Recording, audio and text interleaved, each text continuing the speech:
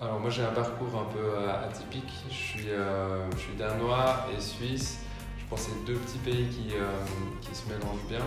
Ce qu'on essaye de faire dans certains des designs, c'est de s'inspirer de la précision suisse et du design scandinave.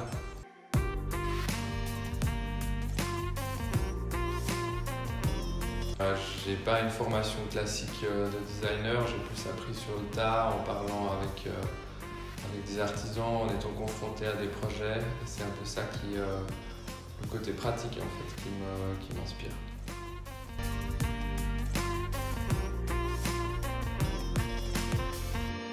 Chez mes grands-parents, il y a toujours eu au Danemark du mobilier design, des pièces d'architectes, etc. Et du coup, je pense que c'est là qu'est né un peu l'intérêt pour ça.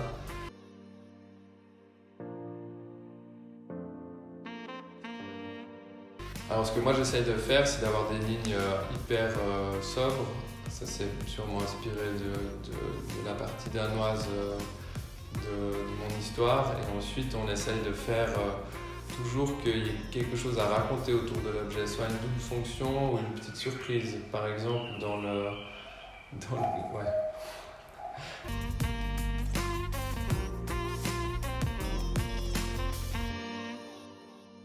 Je pense que c'est une inspiration. Par exemple, j'ai déjà fait 2 bougeoirs, forcément il y a un peu ce côté scandinave où on allume la bougie et c'est assez sombre, assez tôt. À 4-5 heures, il fait déjà presque nuit pendant une grande partie de l'année. Et on allume beaucoup de bougies pour avoir ce sentiment en fait, de bien-être à la maison.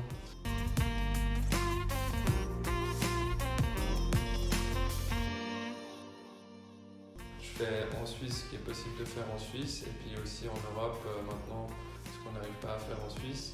Et puis disons que de toute façon à l'échelle du monde, parce qu'on vend aussi des coucous un peu partout. On vend des coucous en Australie, on a des coucous au Guatemala, etc.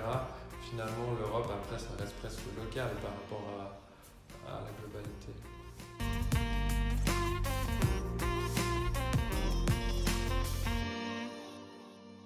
Moi je conseillerais de se lancer sur des petits objets. Puis je ferai tout de suite un site internet aussi où on peut vendre en ligne.